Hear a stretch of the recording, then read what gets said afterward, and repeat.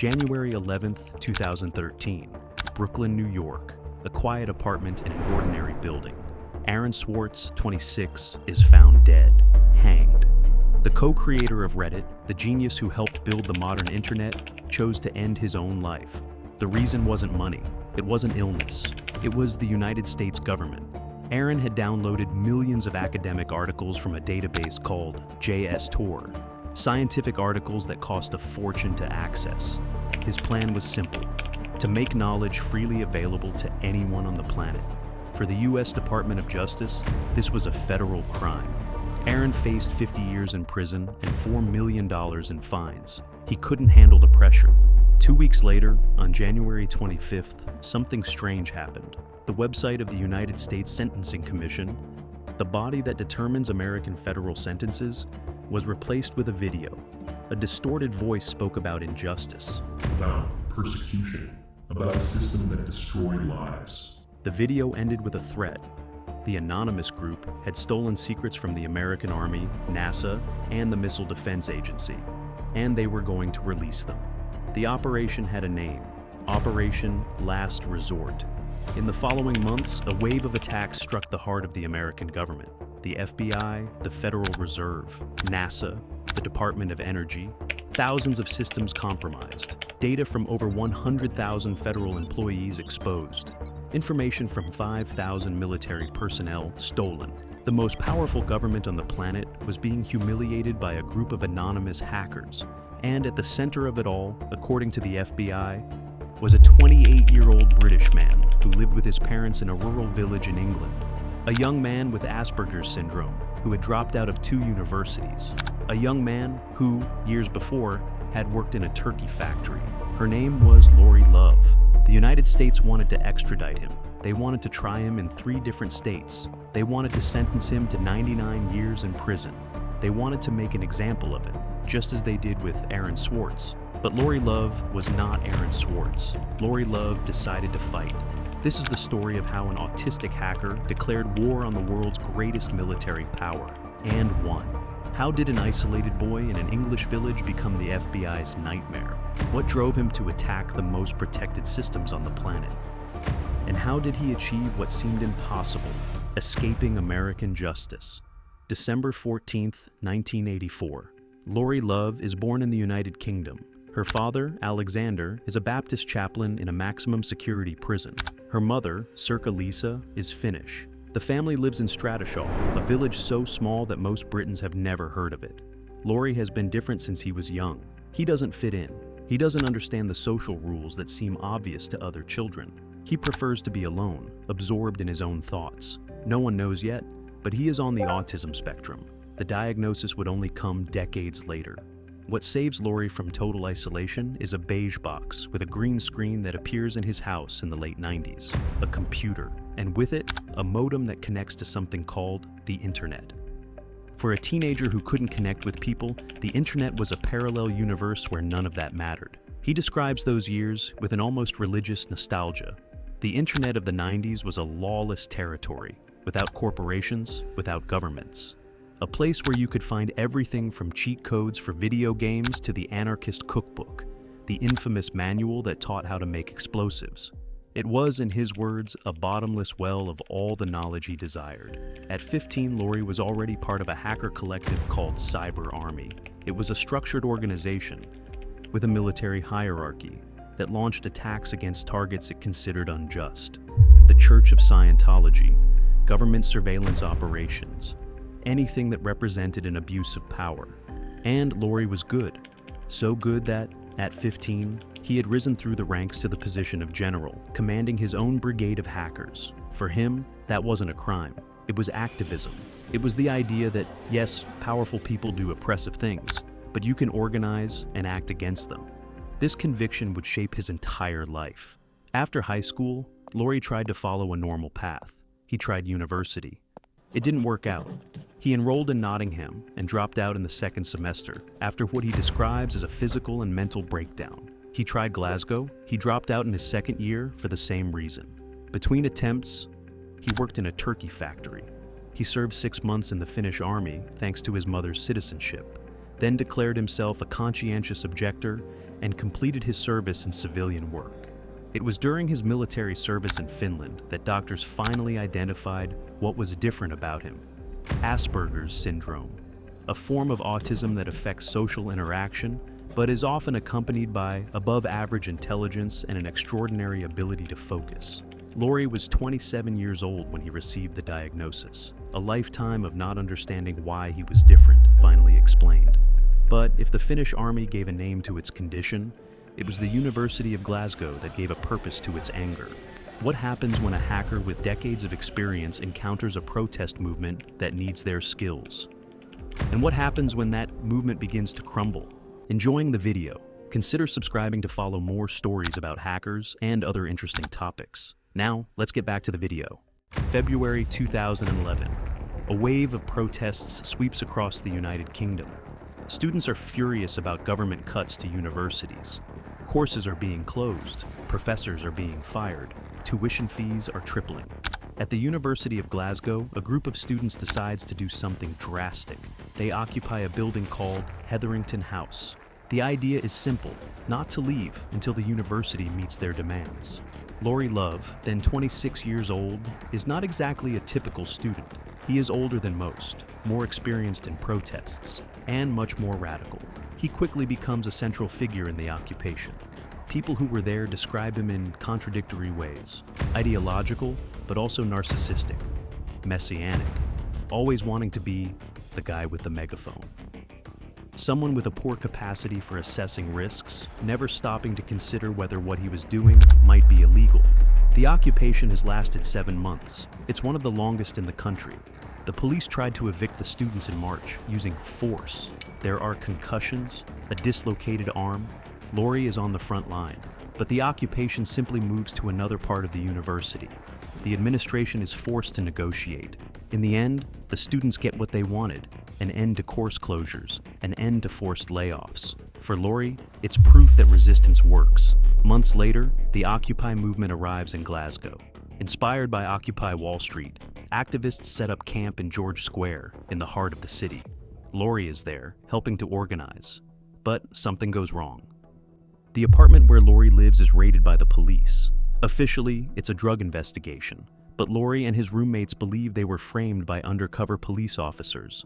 The police confiscate the rent money. The charges are eventually dropped, but the money is never returned. Lauri becomes homeless. The combination of trauma, stress, and instability destroys what little remained of his mental health. His depression worsens dramatically. He can no longer continue at university. In July 2012, defeated, he returned to his parents' house in Stratishall. The activist who led occupations now lives in his childhood bedroom in his chaplain father's house. But Lauri didn't give up on activism, he just changed arenas, from the streets of Glasgow to the depths of the internet, from the megaphone to the keyboard. And then, in January 2013, Aaron Swartz died. What happens when a depressed and radicalized hacker watches the American government destroy the life of someone just like him? And what happens when Anonymous decides it's time for revenge? Aaron Swartz was no ordinary hacker. He was a prodigy. At 14, he helped create RSS, the technology that allows you to subscribe to news feeds. At 19, he co-founded Reddit, which would become one of the world's largest websites. At 22, he founded Demand Progress, an organization that fought against internet censorship laws. Aaron believed that knowledge should be free, that scientific articles, funded with public money, should not be locked behind paywalls that charge exorbitant prices, that a child in Bangladesh should have the same access to knowledge as a Harvard student. In 2011, he put that belief into practice. Using the MIT network, Aaron downloaded millions of academic articles from JSTOR, a database that charges for access. His plan, according to many, was to make them freely available. JSTOR didn't want to sue him. MIT didn't want to sue him. But the United States federal government decided to make an example of him. The prosecutor in charge, Stephen Heyman, had a history of pursuing hackers with almost religious zeal. He offered Aaron a deal: accept 6 months in federal prison and admit to being a criminal. Aaron refused. He didn't believe he had committed a crime. The government's response was to pile on the charges: 13 federal crimes, 50 years and potential prison sentences. $4 million in fines. Aaron spent 2 years living under this pressure. His girlfriend described him as becoming increasingly paranoid, increasingly depressed. He lost weight. He stopped sleeping. He began to believe he was being followed. On January 11, 2013, 2 days before an important hearing in his case, Aaron Swartz was found dead in his Brooklyn apartment. He was 26 years old. His family issued a statement that left no doubt about who they were blaming. Aaron's death is not simply a personal tragedy. It is the product of a criminal justice system rife with intimidation and abuse of power by prosecutors. The hacker community went into mourning, and then into a rage. 2 weeks later, Anonymous attacked. The United States Sentencing Commission website was defaced. A video appeared on the homepage. A distorted voice explained that Anonymous had obtained secrets from various U.S. government agencies, the Army, NASA, and Missile Defense. The files would be released if the government did not reform its draconian laws on computer crimes. It was the beginning of Operation Last Resort. And according to the FBI, one of the main architects of this operation was a depressed young man who lived with his parents in a rural village in England. Lauri Love later said that what happened was an alleged act of online civil disobedience, a protest after the U.S. criminal justice system persecuted a very promising young man to death.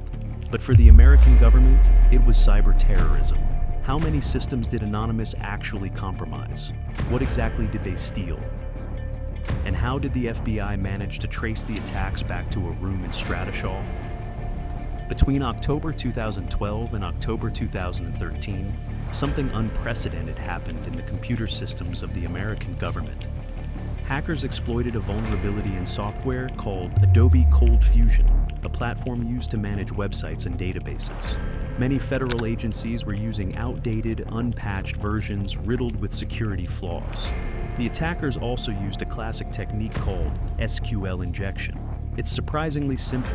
You manipulate the commands that a website sends to your database, causing the system to hand over information it's supposed to protect. Once inside, the hackers would install shells or backdoors, small hidden programs that allowed them to return whenever they wanted. It was like installing a secret backdoor in a fortress. The list of victims is staggering.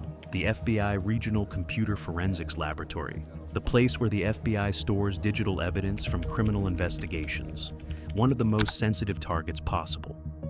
The Federal Reserve Bank, the central bank of the United States. Emails and phone numbers of employees were stolen and published online. The Department of Energy. More than 104,000 people had their personal information exposed. 20,000 bank accounts compromised. The United States Army. Data on more than 5,000 soldiers and veterans stolen. NASA, the Missile Defense Agency, the Department of Health, the Environmental Protection Agency. Thousands of systems, millions of dollars in damages. And the FBI had no idea who was behind it, until they started putting the pieces together. The hackers communicated in encrypted IRC chat rooms. They used pseudonyms, but they made mistakes. A domain used in one of the attacks was purchased with a PayPal account registered to a specific email address, lauri.love@gmail.com. The investigators found more connections. The nicknames used in the chat rooms, NSH, Root, Peace, Shift, appeared in conversations discussing the attacks, and these nicknames could be traced back to the same person. In October 2013, the UK's National Crime Agency executed a search warrant at a house in Stratashall, Suffolk, the house where Lauri Love lived with her parents. When the agents entered, one of Lauri's computers was logged into a chat room. The username was NSH. Lauri was arrested. Approximately 30 items of computer equipment were seized. The FBI believed they had found their man.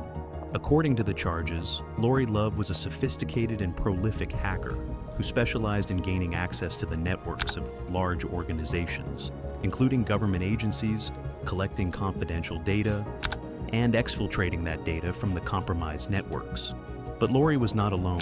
Investigators believed he was working with at least 3 other hackers, one in Australia, one in Sweden, and others who remain unidentified. The problem for the American government was that Lauri was in the United Kingdom, and he had no intention of going anywhere. The first battle was about to begin. But what seemed like an easy victory for the United States would turn into a 5-year nightmare. What happens when a government seeking revenge encounters a legal system that demands proof? And what happens when the accused refuses to cooperate in every possible way? October 2013. Lauri Love is arrested for the first time. He is 28 years old. He lives with his parents. He suffers from severe depression and a skin condition called eczema that worsens drastically with stress. National Crime Agency agents confiscate their computers, 30 items of equipment, including hard drives full of data. There's a problem. The data is encrypted. Cryptography is mathematics. It's a system that transforms readable information into a meaningless sequence of characters, which can only be reversed with the correct key. In February 2014, the British government invoked a law called REPA, the Investigatory Powers Regulation Act. It allows authorities to demand that suspects hand over their encryption keys. Refusal is a crime. Lauri refuses. He won't hand over the passwords. He won't cooperate with the investigation. He won't admit anything. Investigators try to break the encryption. They can't. Lauri's computers remain like locked vaults, full of evidence that no one can access. Meanwhile, in the United States, accusations are piling up. In 2013, the District of New Jersey indicted Lauri for unauthorized access to government computers. In 2014, the Southern District of New York added charges related to the attack on the Federal Reserve. In the same year, the Eastern District of Virginia piled more charges for attacks on the Department of Energy, the FBI, and private companies. 3 different jurisdictions, 3 potential trials. If convicted in all 3, Lauri could face up to 99 years in prison and $9 million in fines.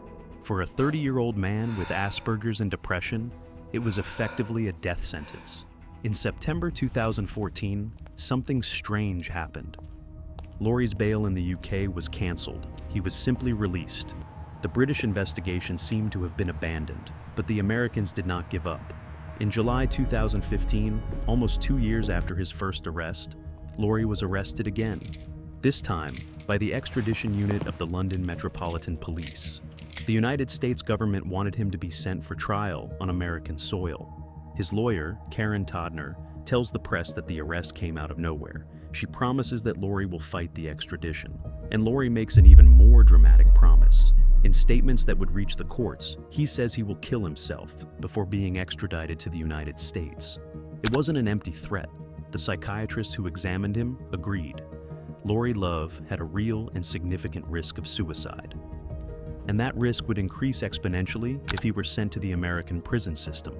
The battle for extradition was beginning, and Lauri Love's fate depended on a question that no court had truly tested before. Can British law protect a citizen from being sent to a country where he is likely to die? And what happens when that country is the UK's closest ally? June 2016, Westminster Magistrates Court, London. Lauri Love sits in the dock for the hearing that will decide whether he will be extradited to the United States.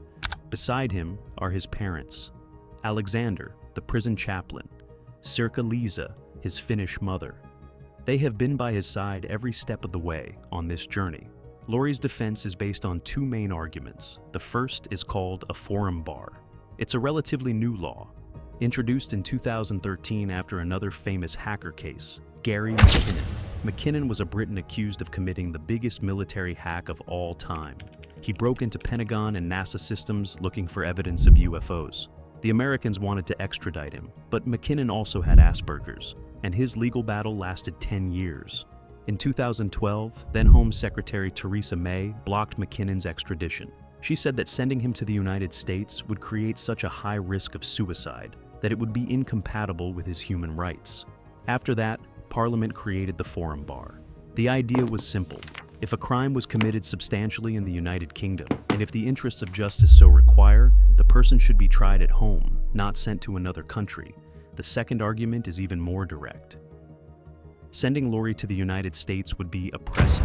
It would be cruel. It would effectively be a death sentence. Professor Simon Baron-Cohen is a witness. He is the director of the Autism Research Center in Cambridge and one of the world's leading experts on Asperger's. He was the one who diagnosed Lauri in 2012. Baron-Cohen is categorical. Lauri has Asperger's. She has severe depression. She has eczema that flares up in stress-related crises, and she has a real and documented risk of suicide. If he is extradited, Baron Cohen testifies, his mental condition will plummet. The hallucinations will worsen. The eczema will worsen. And the suicidal thoughts will turn into actions. Lauri's father also testifies. He talks about his son's childhood, about the difficulties that no one understood, about the late diagnosis that finally explained why Lauri had always been different. And then Lauri testifies. He speaks about Aaron Swartz, about the injustice of seeing the American government destroy a brilliant young man for a victimless crime, about the decision to protest in the only way he knew how. He also talks about what would happen if he were sent to the United States, about the supermax prisons where hackers are held, about solitary confinement, about the impossibility of receiving adequate treatment for his condition. I would kill myself before setting foot on American soil, he says. In September 2016, Judge Nina Tempia announced her decision. Extradition approved. She acknowledges that Lauri has mental health problems. She recognizes that there is a risk of suicide, but she concludes that the crimes are too serious, that the victims are in the United States, and that justice demands that he be tried there. The case is sent to Home Secretary Amber Rudd. In November 2016, she signs the extradition order. Lauri Love will be sent to the United States. But the battle wasn't over, not for long. What happens when more than 100 members of the British Parliament stand up against their own government's decision? And what happens when Lauri's last hope rests on an appeal to the High Court? November 2017, the High Court of London. Lauri Love's last chance. Outside, supporters gather. Hackers, activists, digital rights advocates. People who have never met Lauri personally, but see him as a symbol of something bigger. Inside, Lauri's lawyers present their closing argument. The forum bar exists for a reason. Gary McKinnon proved that the American system cannot be trusted to treat vulnerable people with humanity. Lauri Love is even more vulnerable. Sending him would be oppressive. It would be inhumane. It would be, in the words of the law, contrary to the interests of justice. 114 members of Parliament signed letters calling for the extradition to be blocked. The support crossed party lines. Conservatives and Labour united on one point. British citizens should be tried in British courts. The prosecutor argues the opposite. The crimes were committed against American victims. The harm was caused on American soil. American law should prevail. And there's another issue that no one talks about openly, but that hangs over the court. Donald Trump has just assumed the presidency of the United States. Lauri's American lawyer had warned that under Trump, the Department of Justice would be vindictive, less interested in settlements, more interested in making examples. February 5th, 2018, Lord Chief Justice Lord Burnett announces the decision. Lauri Love's extradition will not happen. The court acknowledges that there is a significant risk that Lauri would attempt suicide if extradited. It acknowledges that the American prison system would not be able to keep him safe. It acknowledges that, given his health conditions and his connection to family in the United Kingdom, sending him would be overwhelming. We are allowing the appeal on both grounds, says the judge. Extradition will not take place. The gallery erupts in applause. 50 people who came to support Lauri shout with joy. There are tears. There are hugs. There are chants of freedom and Lauri echoing through the centuries-old corridors of the courthouse. Outside, Lauri speaks to the press. He is dressed in a dark suit, flanked by his parents and his girlfriend. He looks younger than his 33 years. He seems relieved. The American government has 14 days to appeal to the Supreme Court. The deadline passes. They do not appeal. Lauri Love is free. But the story doesn't end with a simple happy ending. British courts have clearly stated that Lauri should be prosecuted in the United Kingdom, that the alleged crimes are serious, that the victims deserve justice. But that never happened. What happened to the man who defeated the most powerful government in the world? And why, years later, has no one been able to access the secrets locked on his computers? Lauri Love's computers remain in the hands of the National Crime Agency, encrypted, inaccessible. Lauri sued the NCA to get them back. The agency argued that the devices contain evidence of crimes. Lauri argued that they cannot prove this because they cannot access the data. It's a Kafkaesque impasse. The NCA needs the passwords to prove there is evidence. Lauri refuses to provide the passwords, and without evidence, there is no trial. In 2019, years after the victory in the High Court, the NCA still confirmed that there was an active investigation into Lauri Love. The Crown Prosecution Service was instructed to prosecute him in the United Kingdom. To this day, no trial has taken place. Lauri Love never admitted to committing the crimes he was accused of. He never categorically denied them either. What he repeatedly said was that what happened was an act of protest, a response to injustice, a way to show that powerful people do oppressive things, but you can organize and act against them. Today, Lauri works in cybersecurity. The hacker who allegedly breached the most sensitive systems of the American government now helps organizations protect themselves against hackers. He gives lectures on digital security, privacy, and the rights of neurodiverse people in the legal system. It's an irony that he himself acknowledges. The system that tried to destroy him is now paying to hear what he has to say. The computers remain encrypted, the secrets remain guarded, and Lauri Love remains free. An autistic hacker from a rural English village declared war on the world's greatest military power, and somehow, in an impossible way, he won. Thank you so much for watching until the end. If you enjoyed the content, consider subscribing to support the channel. Thank you for everything, and I'll see you in the next story.